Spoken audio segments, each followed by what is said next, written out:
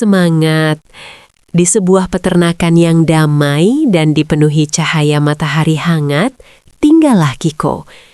Semua hewan di peternakan setuju bahwa Kiko adalah kuda paling berani yang pernah ada. Ia tidak takut pada suara petir yang keras, dan ia selalu menjadi yang pertama melompat melewati rintangan tertinggi.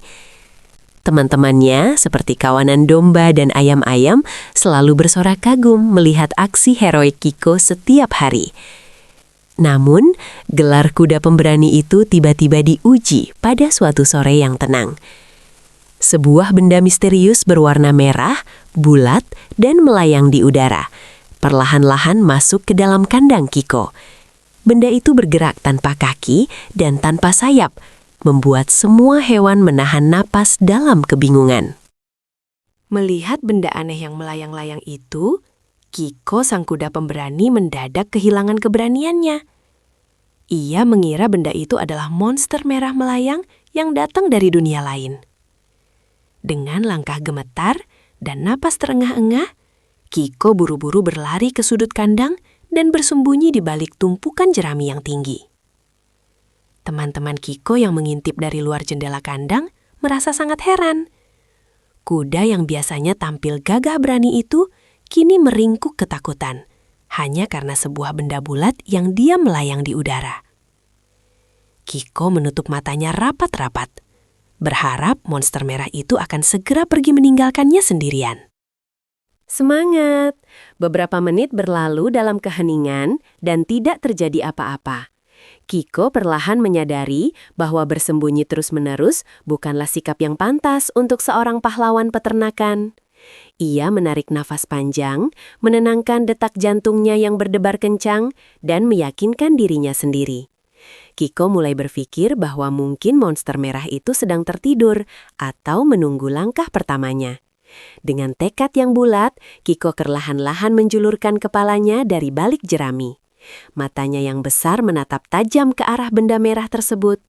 Ia memutuskan bahwa ia harus menyelidiki misteri ini demi keamanan seluruh Semangat!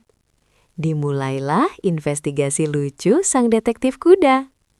Kiko mengendap-endap dengan sangat hati-hati, memastikan setiap langkah kakinya tidak mengeluarkan suara sedikit pun. Ia mengambil sebuah ranting kayu kecil dengan mulutnya, lalu menjulurkan lehernya sejauh mungkin untuk menyentuh monster merah itu. Saat ujung ranting menyentuh permukaan benda tersebut, benda itu ternyata terasa sangat lembut dan memantul pelan. Kiko terkejut dan melompat mundur selangkah. Benda itu tidak menggerak. Tiba-tiba, angin sepoi-sepoi bertiup masuk melalui pintu kandang yang terbuka. Hembusan angin itu mendorong benda merah tersebut keluar menuju halaman peternakan.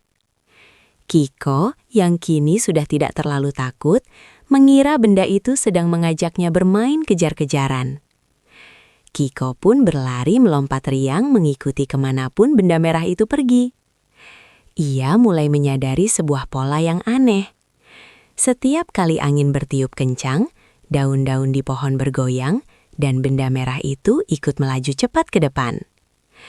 Kiko menatap daun-daun yang berterbangan dan menatap benda merah itu secara bergantian. Otaknya mulai merangkai kepingan teka-teki alam ini. Semangat! Kiko berhenti di bawah sebuah pohon apel yang rindang saat benda merah itu berhenti dan tersangkut ringan di dahan yang rendah. Ia teringat bagaimana napasnya sendiri bisa meniup debu jerami di kandangnya. Kiko mencoba menghembuskan napas yang kuat dari hidungnya ke arah daun-daun kering di tanah, dan daun-daun itu pun terbang melayang, persis seperti benda merah tadi. Ia kini mengerti. Emlamilah itu bukanlah monster hidup yang memiliki ilmu sihir terbang. Benda itu